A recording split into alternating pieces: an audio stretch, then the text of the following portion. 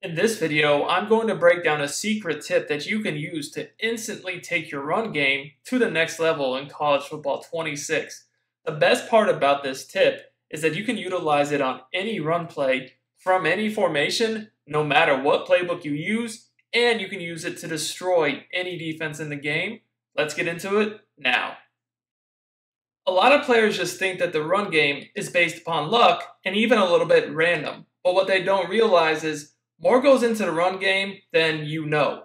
And there's actually a feature in this game that will tell you whether your run play is going to work before you even snap the ball. And the best part about this is this feature even works on RPOs. And I'm going to show you several examples of each and how you can best utilize this feature. Now I'm going to start off in the gun, spread Y flex, inside zone, and we're going to come out in the 3-4 tight defense. If you want more content like this, make sure you subscribe to the channel and drop me a like on the video. Now, when the average player comes to the line with this play called, they're just going to call it and have no idea if the play is going to work or if it even has a chance to be successful. But with this tip, we're going to take all that guesswork out of it, and we're going to know beforehand if we should call this play or get out of it. Now, what you want to do is you want to hold down either the L2 or the LT button and flick to the left on the right analog stick. Once this occurs, your run blocking assignments will get pulled up, right? So now we know, similar to how we know our pass protection is going to work, how our run blocking is going to work. Because you'll see each player has basically an orangish line showing who they're responsible to block. And like here, for example, the slot receiver and tight end, they got the safeties. The O-line is responsible for the 2 outside linebackers and 3 down linemen. Now, I can already tell you this is going to be a very bad play call. It has no chance to work because that inside linebacker in the left A-gap, he is unaccounted for. So if I was to snap this ball, I have no chance. I'm getting tackled in the backfield. And the average player would have no idea. They would waste the play. But me knowing this, I would never call this play. I would audible out of it every single time because I know it just simply wouldn't work. So what I would do is then I would go to other runs within the formation I was in to see. Let's try a quick base because that zone blocking scheme, that was no good. So if we pull up our blocking assignments on the quick base, you can see this is much better. This time the outside linebacker on the right of screen is unaccounted for.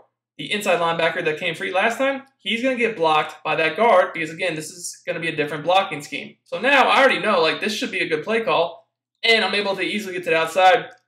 That should be a free 5 to 10 yards. Now, what's also very cool about this is you'll see that these assignments, they can change based upon many factors, one of which is including motion. So if we were to motion the tight end across the formation, you see how things change. Now that outside left receiver, he essentially has no responsibility or even assignment here. So he's almost another free player or number in the blocking game that could potentially spring us for even a bigger gain downfield. As you guys can see here, he held that for a split second longer. We're gone. We're gone. Now, I have a number of great examples I want to show you about how you can best utilize this tip, and the next one is on RPOs.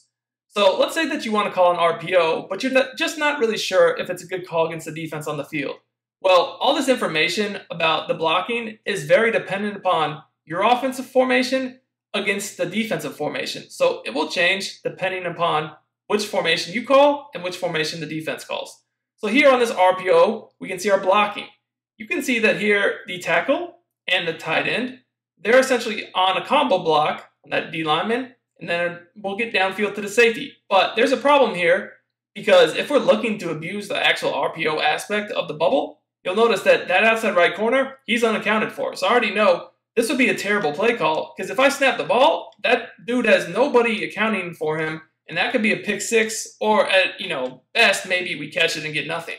So if I was to call this play, I would already know, like, the only thing I could even do here is just hand it off to the running back, but I don't really want to do that because that safety is also unaccounted for, and it's just not going to be a good play call. So with this information, knowing that the RPO I called initially was going to be a terrible call, this allows me to audible around throughout my playbook to find a different formation that better matches up with the defense that is called. Is again, when you have this information, please know it will change when you audible to different formations, use motion, or just call plays with different blocking schemes, right? So we can easily take the information given. Real quick, guys, if you want to dominate college football 26 and win more games, sign up for my VIP membership on Sportsgamerz.com.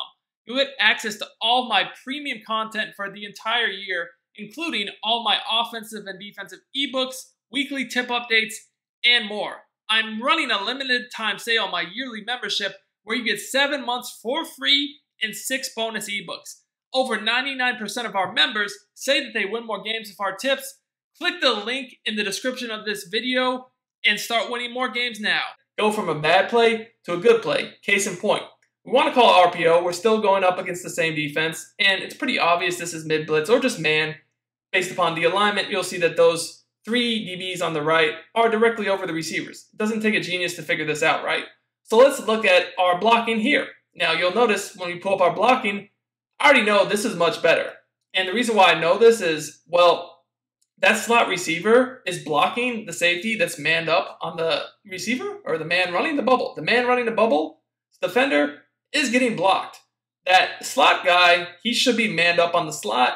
He's not even going to be involved in the play. So if I call this, you'll see, probably have a free touchdown. And that's exactly how it works out. And I knew before I even snapped the ball here that I was probably calling a play that would get me a touchdown. So oftentimes players wonder how someone like me knows exactly what to call. Little things like this, I know what's going to happen before I even snap the ball. Now, what about using this on toss plays? Toss plays are generally thought of to be one of the best play calls in the game against these heavy cover zero blitzes, especially ones like this where you have 3 blockers to decide you're running it. So mid-blitz should struggle against this toss, right? Well, let's see.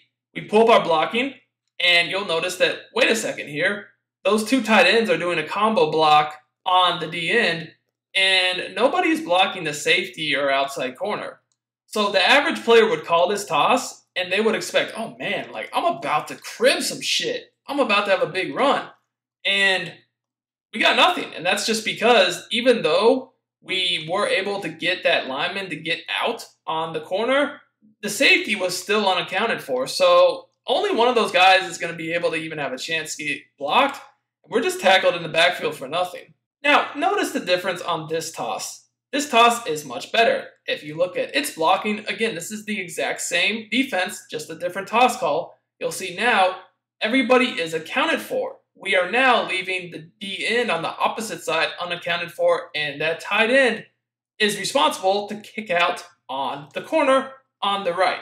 So I already know when I call this, it should be a big run, or at least a successful run. And yes, it is a crib shot touchdown. So you see how really beneficial and easy to apply to real game situations this can be. But we can take things a step further. If you're planning to play cut this year and you want to learn how to make millions of coins without having to buy packs, I got you. Check out my new service, the Coin Authority, on Sportsgamerz.com. I'll teach you how to make millions with ease. Link is in the comments and the description. Now let's take a look at the mint. This is a little bit of a different alignment defensively, and I want to take a look at a counter. So the counter is a type of run we have yet to even look at. So we'll see here what this looks like. Let's go ahead and look at the blocking.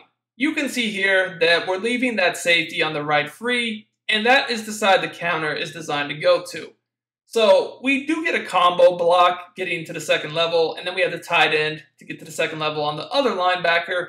But I'm not a huge fan of this call. Reason being is that if that safety gets downhill quickly, he can definitely blow this play up. Now, if he does not, or he misses the tackle, yes, we can have a successful play, but this is not a guarantee. You know, it could break like that, or we could get minimal yardage. So plays like this aren't terrible, but I'm not a fan of calling plays that I don't know will work. So, seeing that the safety is the potential wrench in our plans here, what we can do is use motion. So if we motion this outside receiver across the formation, what you'll notice is now he's going to get the corner, and then that receiver will get the safety. This should make the play have a much higher success rate. So as you guys can see here, now we can potentially turn, a potential iffy play into a huge play.